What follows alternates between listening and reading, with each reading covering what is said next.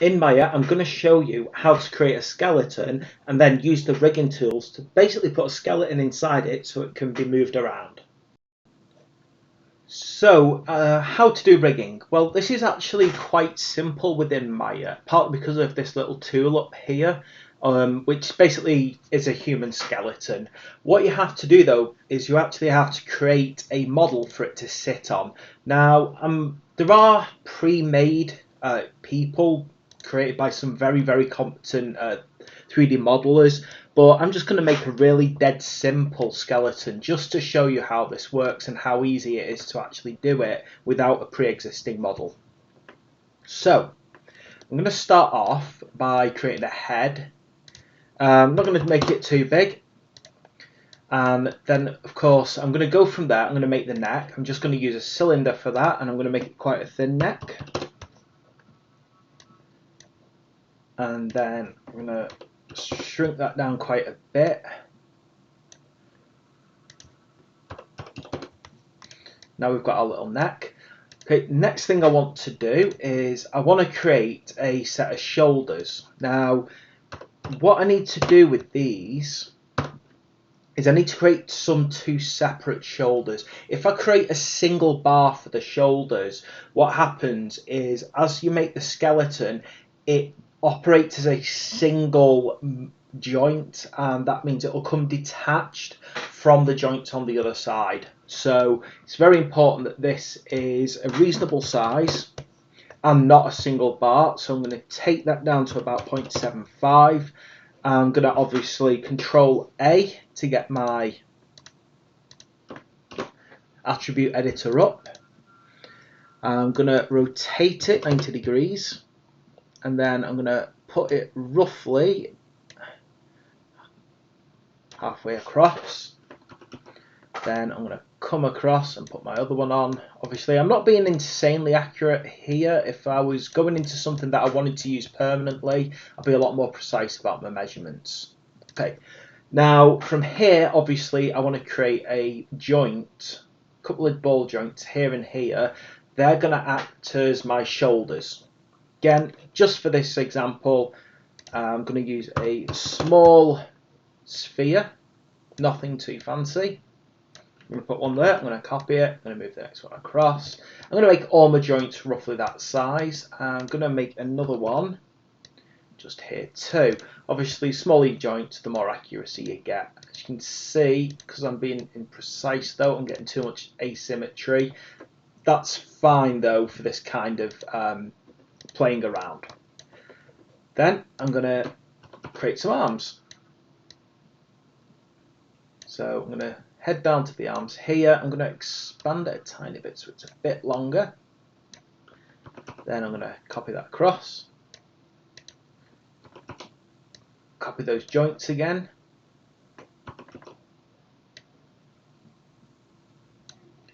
And then from there, obviously carry on. Now, if you really wanted to, you could go into a load of detail here and actually start creating the hands, but I'm not going to do that. Okay, and now I need a spine.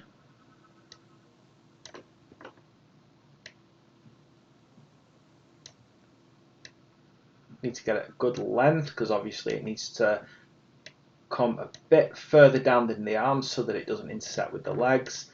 And then of course I'm going to do a pelvis. With my little pelvis, nothing fancy here, it's just a pipe cleaner man basically.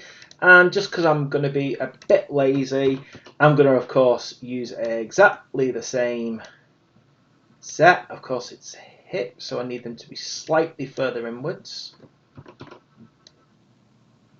Okay, and there we have a really simple pipe cleaner man. Now, I might decide I want to thicken this trunk out a bit, but I just want to show you how the actual rigging mechanism works on a skeleton like this.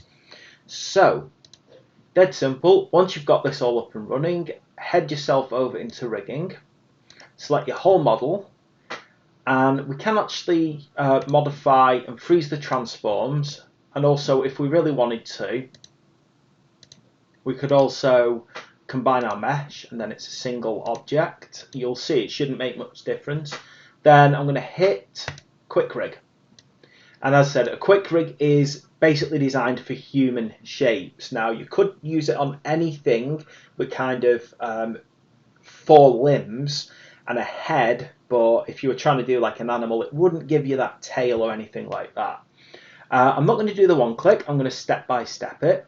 And over here, I'm going to create a new character. It'll ask me for the geometry. If you've got him selected, you just add him and he's all there. From here, obviously, you've got different types of mesh. I'm going to stick to an imperfect mesh. I could give it a higher resolution if I wanted to. And I'm going to obviously change my guide settings. I want it sort of to be at the hips down here. I can actually increase the number of segments I've got if I wanted to increase the flexibility of it. I'm not going to do that on this example. I'm going to click create an update. Now that will kind of pin out some key points on my skeleton. You'll see it'll take a few minutes to actually sometimes get the update. It depends on the speed of your computer system. As you can see, I can't do anything while it's calculating it. So hopefully that won't take long. I'll just give it a second. Normally it doesn't take this long, but it's probably because I'm recording at the same time and it's using a lot of my GPU time. And then once that's done, I'm going to head down to the user adjustment guides. Hopefully this won't take much longer to actually work this out.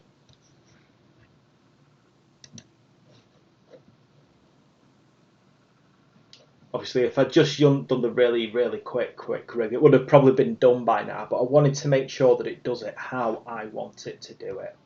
And I said, all it's doing now is it's basically going over these set of polygons, and it's trying to kind of intelligently work out where to put the pivot points on the actual skeleton that it's building, on the rig that it's building. So it's going to identify somewhere around about here as the actual head. There we go. It's great. So it's kind of worked out that this little bit here is the head, neck, spine. It looks like it's given my hips a bit higher than I wanted them to go. And might be able to move those down. Yeah, so I should be able to move those down a bit. I don't always like doing this because if you make a mistake, you're really going to mess it all up. In fact, it probably might go wrong this time, so let's find out. Again, I've got things not quite in the right place. Just got to kind of move them all around. Just trying to tell it exactly where all the real joints are.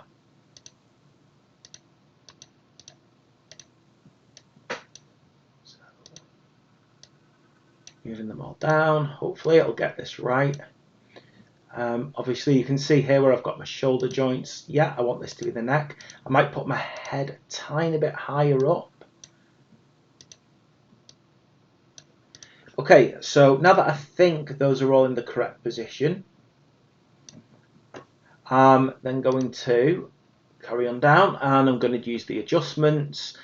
I don't really want to do any with these at the moment. I'm quite happy with how it is. I've got my X-ray joints in the viewport and I can change the colour of the guides if I want to, but I'm going to stick to orange.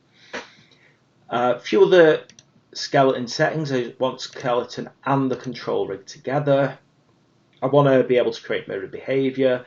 I'm going to create an update that.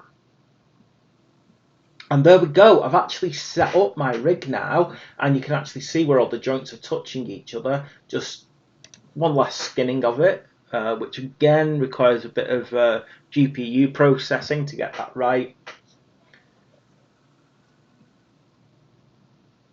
Hopefully shouldn't take that long.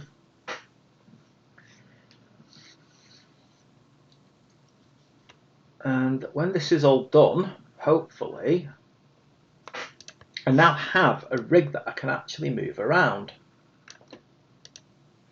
So if I select one of these points and I can just use my move tools, and as you can see, I've got a proper moving rig.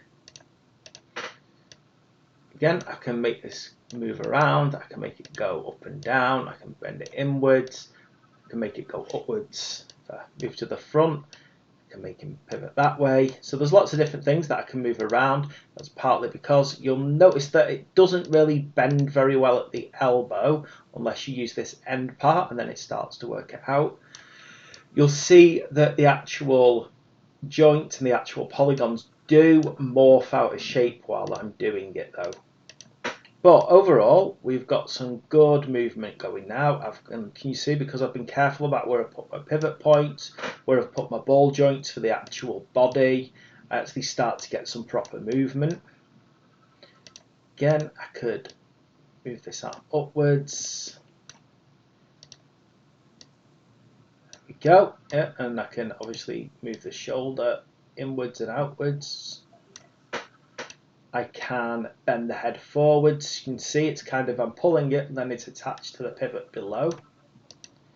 And obviously, like on a real body, depending on where your pivot points are, where your positioning is, you can actually change how it's operating. I might be able to get hold of that little one there. As you can see, because it's a midpoint of the spine, it's kind of solid and doesn't really have much flexibility. But if I put enough spinal column points in, it would be a lot more flexible.